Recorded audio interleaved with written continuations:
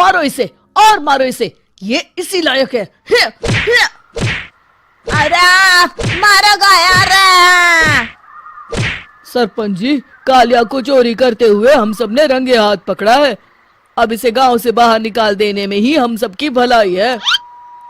तो देर किस बात की है, अभी इसे धक्के मार के इस गांव के बाहर का रास्ता दिखा दो। अरे सरपंच ऐसा मत करिए, मुझे एक मौका और दीजिए, मैं दोबारा कभी चोरी नहीं करूंगा। लेकिन गांव वाले उसकी एक नहीं मानते। गांव वाले उसे पीट पीट कर गांव की सीमा के बाहर पहुंचा देते हैं। हाय, मेरी कमर दर्द के मारे मेरी जान निकली जा रही है। हाय, कमबख्तों ने जम के धुलाई की है मेरी।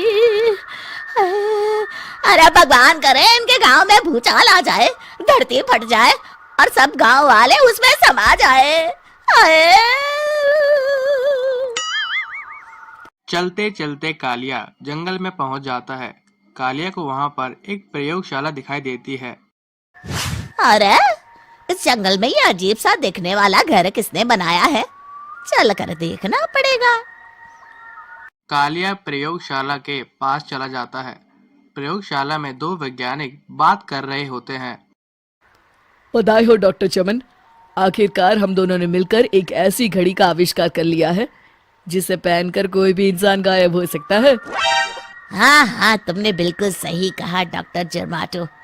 अब कल सुबह ही हम इस जंगल से निकल जाएंगे, लेकिन उससे पहले आज रात के खाने का बंदोबस्त करते हैं। हाँ हाँ, मुझे तो बड़ी जोरों से भूख लगी है, चलो चलते हैं। दोनों वैज्ञानिक वहां से चले जाते हैं। उन दोनों के जाते ही कालिया प्रयोगशाला में आ जाता है। अच्छा तो ये बात है। कालिया उस घड़ी को कांच के बक्से से निकालता है और अपनी कलाई में बांध लेता है। उस घड़ी में लगे बटन को कालिया दबा देता है। उसके बाद कालिया को एक जोरदार झटका लगता है। कालिया अपने आप को आईने में देखता है तो उसका पूरा शरीर पूरा गायब हो चुका होता है। अब तो जो चाहे वो कर सकता हूँ। सबसे पहले मैं उन सभी को सबक सिखाऊंगा। गांव वालों, मैं आ रहा हूँ। कालिया गांव की ओर चल पड़ता है। थोड़ी देर बाद प्रयोगशाला में दोनों वैज्ञानिक वापस आते हैं। अरे ये क्या, लगता है कोई हमारी घड़ी चुरा कर ले गया है। ये देखो पैरों के निशान। अब क्या होगा, अगर वो घड़ी किसी गलत हाथों में पड़ गई तो अनर्थ हो जाएगा।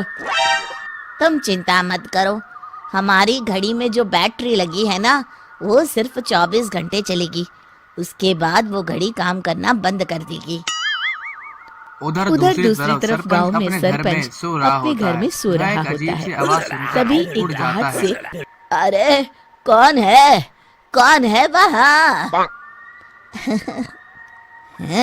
बड़े मजे से सो रहा है, आज मैं तुझे नहीं छोड़ूंगा। कालिया पास में पड़ा डंडा उठाकर सरपंच की पिटाई करना शुरू कर देता है।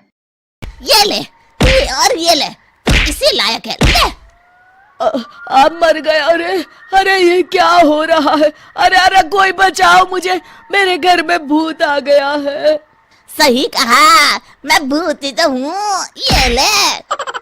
अरे भूत जी, मैंने आपका क्या बिगाड़ा है, मुझे छोड़ दीजिए। आपको क्या चाहिए? तेरे घर में जितना भी पैसा है ना, मुझे ला कर दे दे, तब मैं तुझे छोड़ दूंगा और यहाँ से चला जाऊंगा।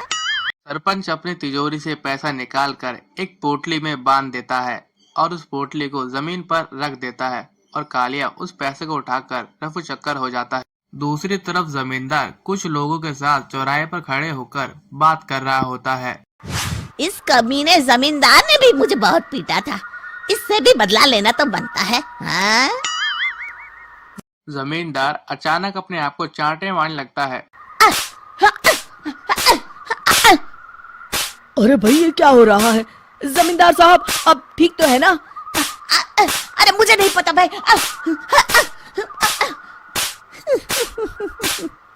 अरे मर गए रे, ये तो पक्का किसी भूत प्रेत का काम है। जमींदार के अंदर कोई भूत आ गया है। इससे पहले कि ये हमारे अंदर आ जाए, मनोहर भाई, अपनी जान बचानी है तो भागो यहाँ से। ये क्या? अरे बाप रे बाप, मुझे तो भूतों से बड़ा डर लगता है। मैं तो चला यहाँ से। अगली सुबह इस घटना से पूरे गांव में दहशत फैल जाती है और इसके बारे में गांव वाले बात करने लगते हैं। अरे भाई, पता नहीं कहाँ से हमारे गांव में एक भूत आ गया है। उसने कल रात को सरपंच और जमींदार की खूब पिटाई की और उनके सारे पैसे भी लेकर चला गया। हाँ भाई हाँ, ये भूत तो मुझे बड़ा अजीब लगता है। मेरी समझ में नहीं आता कि भूत उन पैसों का करेगा क्या। अरे तेल में पकोड़े बना के तलेगा बेवकूफ। इस बात की चिंता करके कहीं वो भूत हमारे घर में ना आ जाए। तुम बिल्कुल सही कह रहे हो आर्या, मैं भी इसी बात से घबरा रहा हूँ। अच्छा, अब मैं अपने घर जा रहा हूँ। तुम सब भी अपने अपने घर चले जाओ, उस भूत का कोई भरोसा नहीं है। हाँ। तीनों वहां से चले जाते हैं। दूसरी तरफ कालिया पैसे को खंडर में छुपा देता है। इतने सारे रुपए तो मैंने अपनी पूरी जिंदगी में एक साथ कभी नहीं देखे। इस तरह कुछ दिनों में मैं अमीर बन जाऊंगा। आज मैं उस मोटे बब्बन को अपना शिकार बनाऊंगा। सुना है दहेज में बहुत सारे पैसे और गहने मिले हैं उसे। रात होते ही कालिया बब्बन के घर में घुस जाता है। हाँ, मिल गई तिजोरी। अब जल्दी से इसे खोलकर सारे पैसे निकाल लेता हूँ। अरे खुल जा खुल जा। खुल गई। कालिया पैसे थैली में भर ही रहा होता है कि तभी बब्बन उसके बगल में आकर खड़ा हो जाता है। भाई क्या कर रहा है? हाँ? अरे हट। अरे तेरी इतनी हिम्मत, मैं तेरे सामने खड़ा हूँ और तू फिर भी मेरी तिजोरी से पैसे चुरा रहा है। अरे मैं तो गायब हूँ, तू मुझे कैसे देख रहा है? कालिया अपनी घड़ी को देखता है। अरे इसे क्या हो गया है? हाय, लगता है बैटरी खत्म हो गई। अच्छा, तो आज मैं तेरी बैटरी अच्छे से चार्ज कर देता हूँ। अरे भाग्यवान, जरा मेरा डंडा तो लाना। ये मोटा मुझे नहीं छोड़ेगा। अरे भागो। कालिया घर के बाहर भाग जाता है। सभी गांव वाले घर के बाहर ही डंडा लेकर हाथ में खड़े होते हैं। अच्छा, तो तू वो भूत है? मुझे माफ कर दीजिए सरपंच जी, मैं आपके और जमींदार जी के सारे पैसे लौटा दूंगा और आज ही हमेशा के लिए ये गांव छोड़कर चला जाऊंगा।